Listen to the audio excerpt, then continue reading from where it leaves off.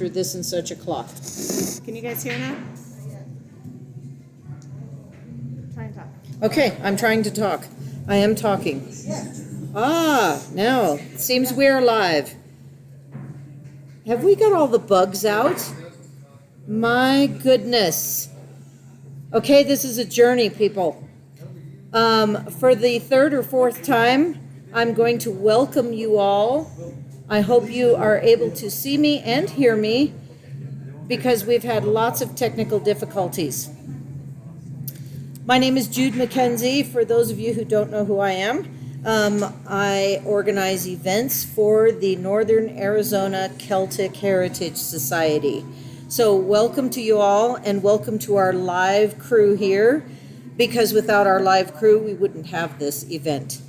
So thank you so much to James and Allie J for welcoming us always to Uptown Pub House.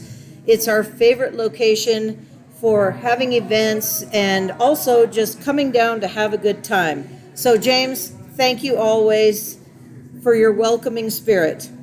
Also, I want to thank Doug, Richard, Michael, Kim, Dakota, Nemo, Katie, and Suzanne for all of your help today to make this possible. Now, also, thanking our grantors. We've had a number of grantors. Thank you, Katie, for helping with that this year. The Arizona Commission on the Arts, the Flagstaff Arts Council, the Arizona Community Foundation, Coconino County, and the City of Flagstaff. Without all the support from all of those entities, we couldn't do all of the amazing things we've been able to do. Now, this year has been quite a challenge because of COVID, as we all know, and it's continuing on, but we're trying to do our best to still get that Celtic spirit going here. Just to let you know, that support helps us to earn scholarship money. And in our 20, how many years have we been in business? My goodness, 23 years of being in business, we've given almost $123,000 in scholarships and grants. That's a considerable amount, and we're really proud of it, and we still need your help to not only create ideas for events, create ways to earn money, and also create places to give the money away. That's always important. All right, so I want to encourage everybody, if you haven't already done so, to pour a dram. Now, we're going to have a number of toasts today. So when we say we're having a toast to something, maybe you might want to take a small sip rather than a large sip so that you'll be able to handle this till the end. So I've got quite a large dram here. I'm looking forward to enjoying that. And I'm going to give you a few fun facts before I call Doug up. Just so you know, Robert Burns, he was Scotland's most famous poet. He wrote the poem, which became a song, called Auld Lang Syne.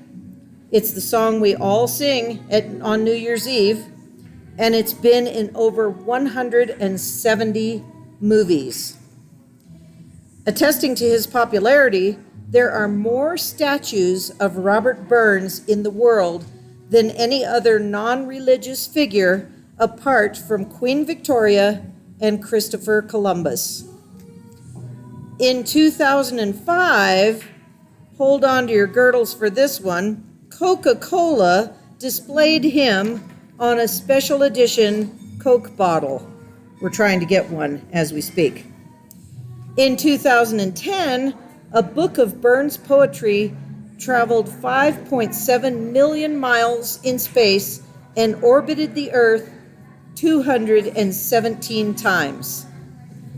During his lifetime, he went by Rob, Rab, and, wait for it, Spunley. Yes, I'll repeat that, Spunley. But he never went by the name Rabby. Go figure, Spunley, where'd that come from? Anyhow, Rabby, we still love you after all of these 262 years, I believe we're celebrating now. And Doug, would you come forward and tell us why do we celebrate Robbie Burns?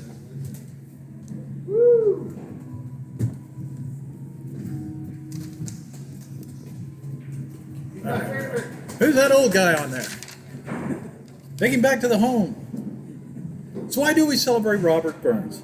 Well, one reason might be because he collected these traditional Scottish poems and Scottish songs and saved them and recorded them for posterity. And this was during a time when Scotland was questioning whether it was being able to hold on to its national identity.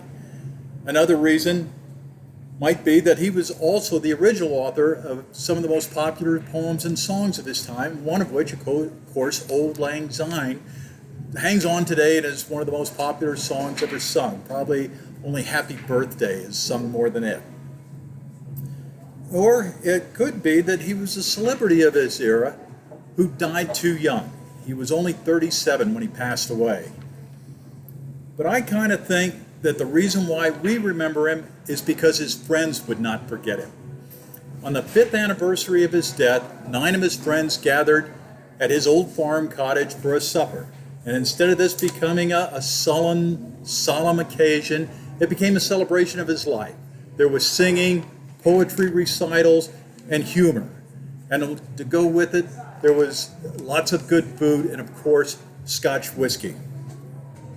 And during this first supper is when they established many of the traditions that we still carry on today. Now, the second time they did the supper, they did it on his birthday, which is a heck of a lot of a nicer of occasion than the day of his death. So that worked out a lot better. Now, in these days, the early 1800s, people belonged to a lot of clubs, a lot of social clubs. They didn't have all the distractions that we have today, like television and other electronic stuff. So they got together in clubs. And these 9 friends belonged to different clubs, and they established the Burns Supper within these clubs, and it spread out from there. And it spread to the rest of the world because of Scottish immigration. So now that brings us to the fun part of this little presentation, and that's going to be a toast. And we're going to toast to those 9 friends who did not let Burns's memory fade away. So to the 9 friends. And just sip it. There we are then. That's it. Now, I'm supposed to introduce somebody? Did I forget? You forget. I'm old. I'm old and I've been drinking. Okay. So I'm mic'd up. Am I coming through here? I unmuted. All right. Hopefully you can hear me. And I have a toast for Robert Burns' celebration tonight, this afternoon. So hoist your glass. Inspiring bold, John Barleycorn. What dangers thou canst make us scorn. We tippany, we fear nae evil. We Ushkabe, we'll face the devil.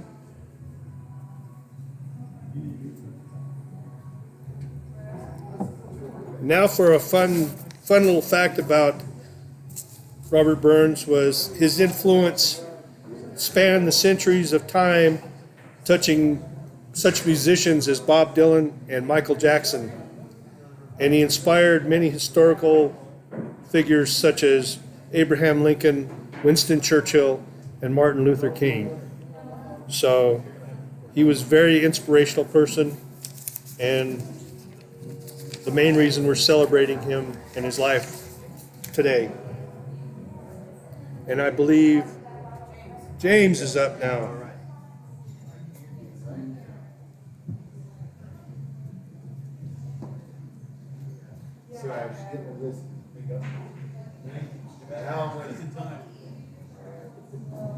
Thank you, Richard.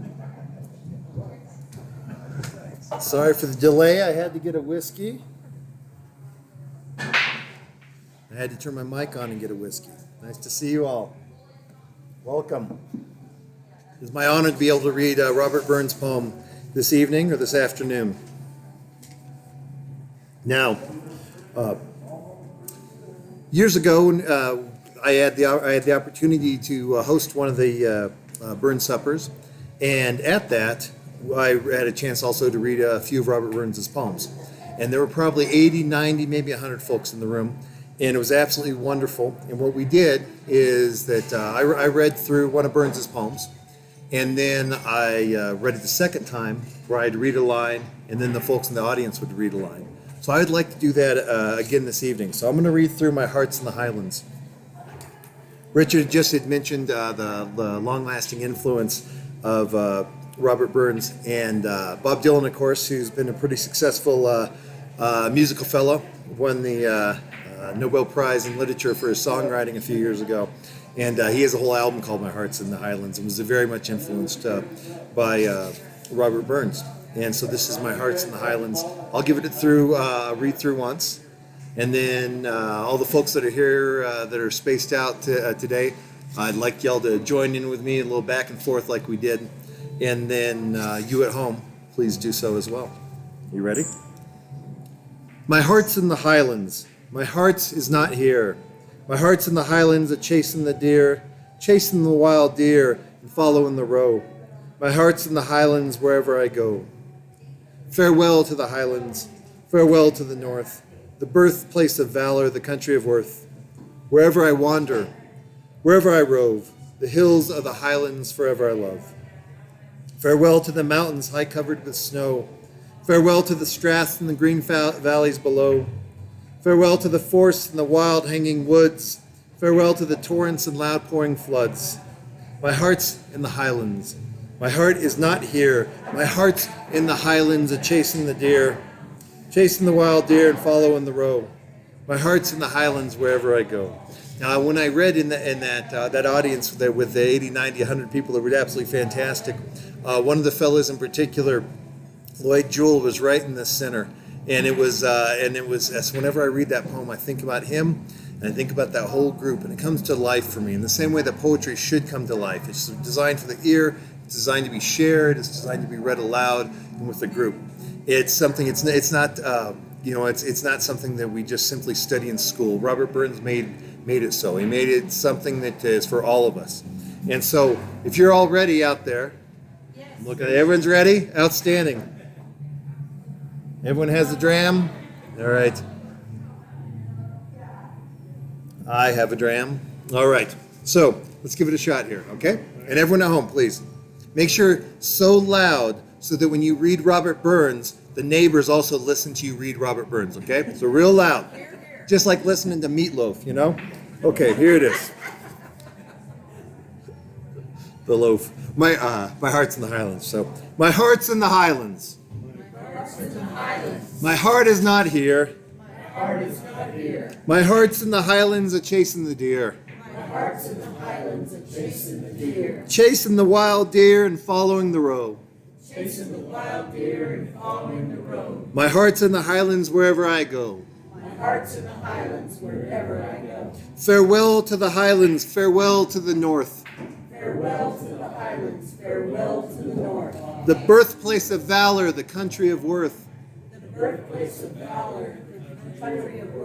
Wherever I wander, wherever I rove. The hills of the Highlands forever I love. Farewell to the mountains high covered with snow. Farewell to the straths and the green valleys below. Farewell to the forests and the wild hanging woods. Farewell to the torrents and the loud pouring floods. My heart's in the Highlands, my heart is not here. My heart's in the Highlands, my heart is not here. You're all doing wonderful. 10,000 more lines. My heart's in the Highlands a-chasing the deer. My heart's in the Highlands a-chasing the deer. Chasing the wild deer and following the roe. Chasing the wild deer and following the roe. My heart's in the Highlands wherever I go. My heart's in the Highlands wherever I go. Sláinte, cheers.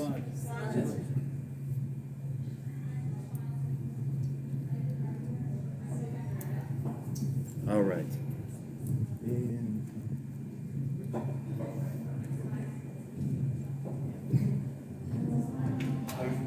Hello again.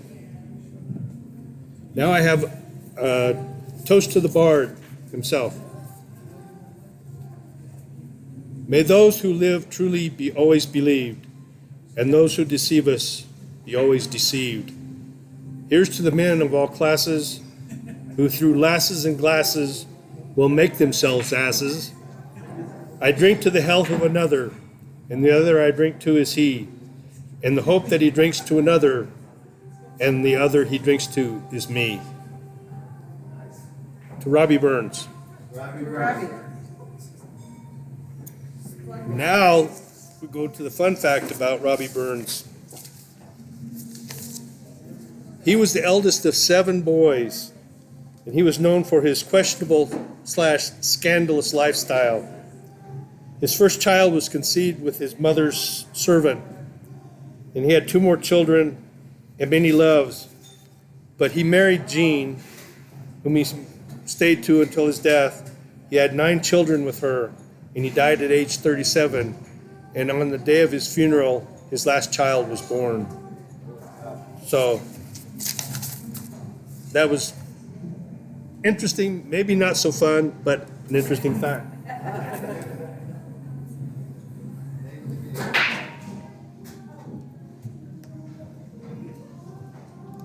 Who's up next?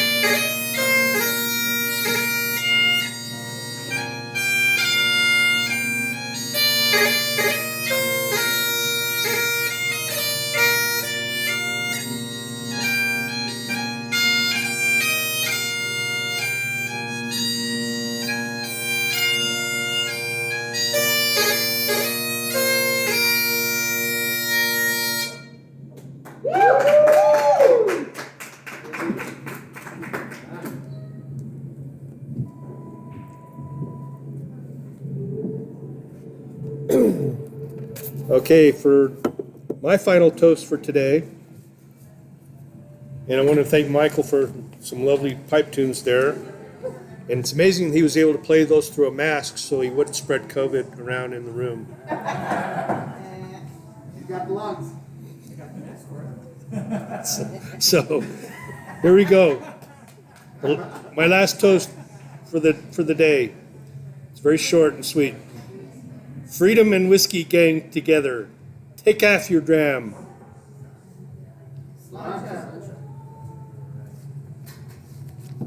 Okay, my interesting fun fact to go with that toast was originally Robert Burns was offered a job in Jamaica on a slave plantation as a bookkeeper. And he became a literary sensation, moved to Edinburgh, and became an anti-slavery advocate. And that's probably one of the reasons that he was so inspirational to men like Abraham Lincoln and Martin Luther King. So, kudos to the Bard. And I think we have James up again? Yes, sir. All right. Going.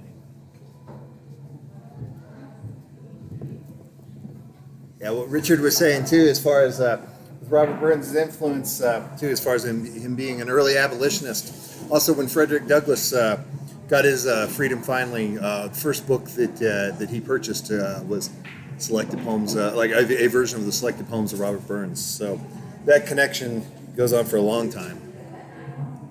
So.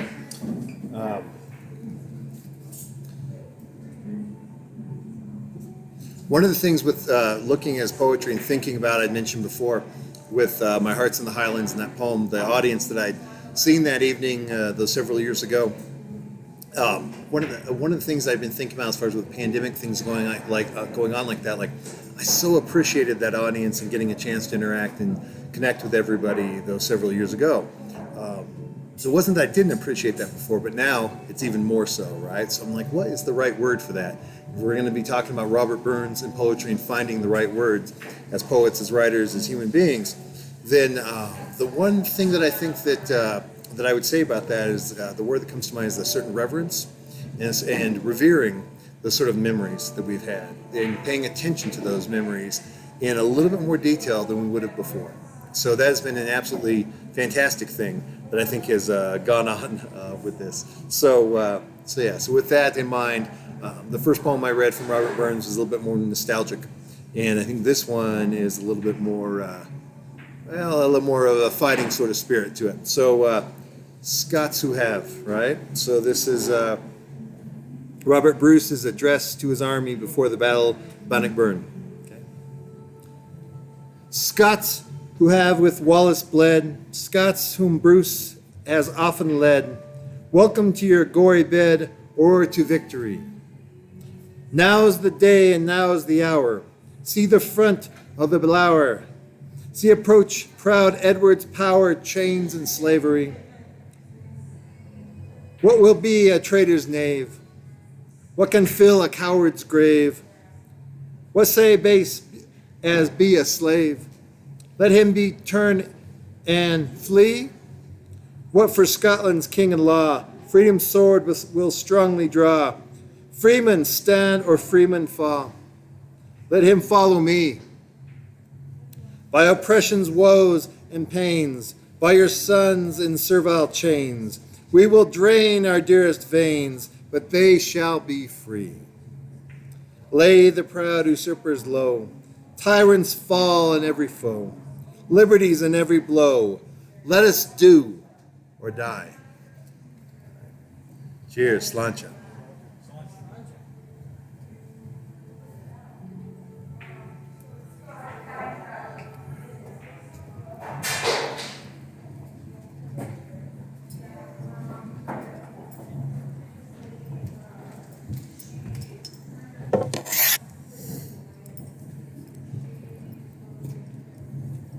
Make sure I've got this thing on. So, we good? Set? We're good. Okay. So, good afternoon, lads and lassies. We are honored to be asked to do the traditional toast to the lassies. We know that they say that you only roast, or is that? It's It's toast, dude. It is toast, not roast? It's toast. Okay, so say you only toast the ones you love. So this is not going to take very long at all. While trying to write this, we couldn't help but notice subtle differences between the lads and the lassies. For example, hygiene products. That's actually a pretty good point because you go into a bachelor's bathroom and it's pretty much the bare items. So a lot like a jail cell, right? Yeah. Yeah. You have your shampoos, conditioners, razors, an old towel, but Well, what do the lassies have? like 375 individual items, 369 of which can't even be identified. If you don't believe me, you can look in our mother's closet. I mean, we checked before we came here. 427. How many could you identify, dude? Only like 6 or 7. I wasn't quite sure why there was a post-it note on the floor, so I tried to take it out to write something down, and I got yelled at. Tried to explain myself, but she wasn't having any of it. She wasn't listening to me.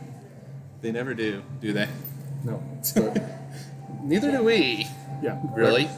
Yeah. Right, Richard? But through it all, none of us would be here without the lassies. Strange creatures they are. Yep. Can't help but love them, right? Yeah. Look at all they do for us. Look how hard they work. Yeah, and in all honesty, they probably work a hell of a lot harder than we do, so. Putting up with maniacs and jerks who don't listen all day. He's referring to husbands and kids, just so we're clear. Right? No, just you. Oh. Just you. For example, how long have you two been married? 45 years. Wow, I guess we know who drinks single malt in your family.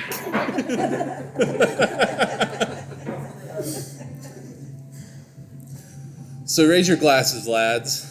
Let's give a toast to the lassies. And I forgot my whiskey. With you in spirit.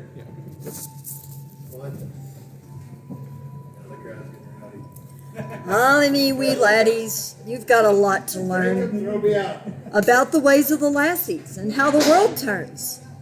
Yes, it's true we have baubles and bottles and lotions, but it's only to lure your laddies without using the love potion.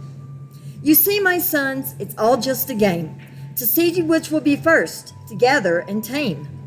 You poke your business in rooms you should not. You're just upset that you got caught. Without you laddies, what would we do? It would be a lonely place without picking up your shoe. A pain since day one, yes, you already know. But the emptiness that remains is deep when you go. You have learned so much, I have learned so much from the lads in my life, how to be a better employee, mother, daughter, and wife. You see, the partnerships run very deep. It's not us against you or you better than me. It's how the world goes around, each of us working equally. Lads, you often show me the way of dealing with life, each and every day. Now, I'm no Robert Burns or no Maya Angelou, but I want to take a moment and offer a salute to you. So, lassies, please raise up your drams and let's give a toast to all of the laddies who we love the most. Be they a grandfather, father, husband, brother, or son, you light up our worlds brighter than the sun. To the laddies.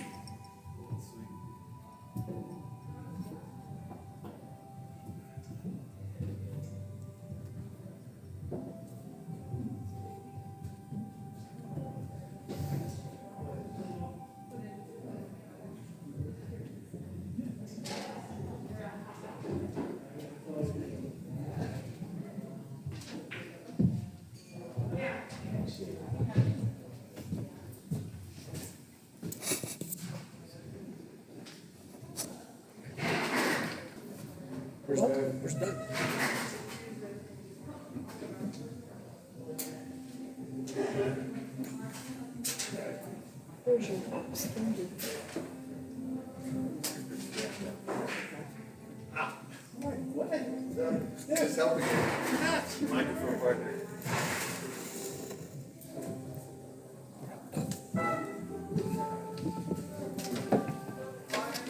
Front and center, Doug. Front and center. We doing this now, or is he piping first? He's gonna pipe up.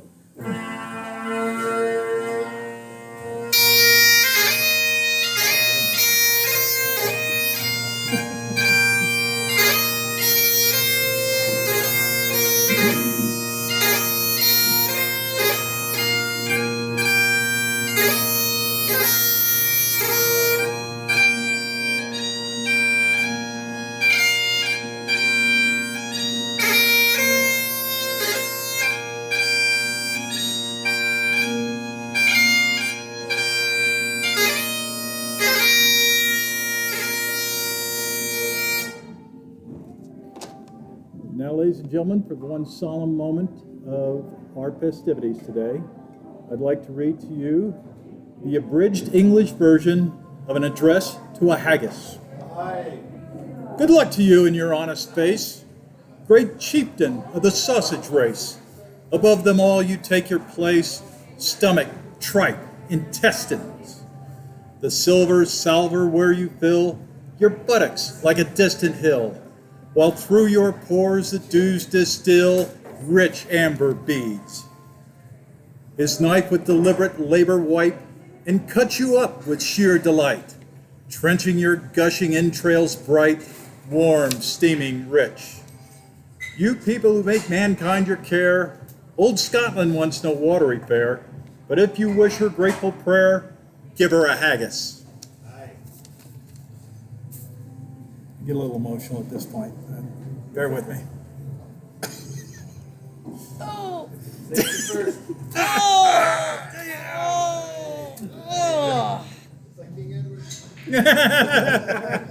Delicious haggis. Doug, Yes? would you like to take that haggis Wait, certainly. Where am I taking it? over to the table? Are we done? There's a lot of tables. Which one? So that winds up our You don't have program. a mic on. Doug, Would you like a mic? I'd like a mic. My hands are full. I don't need a stinking mic.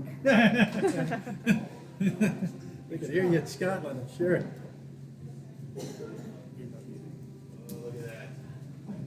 That winds up our program for today. Thank you all for your patience and hopefully celebrating and having fun with us, and look for future events to happen. For those of you, just one of the pipe tunes that we heard was Over the Sea to Sky, the Sky Boat Song, which you might recognize from the Outlander series because they have used it in many different forms. And stay tuned for those who did the virtual Outlander event in October. We're crossing our fingers and hoping for another one. So stay tuned. Thank you. Slanja.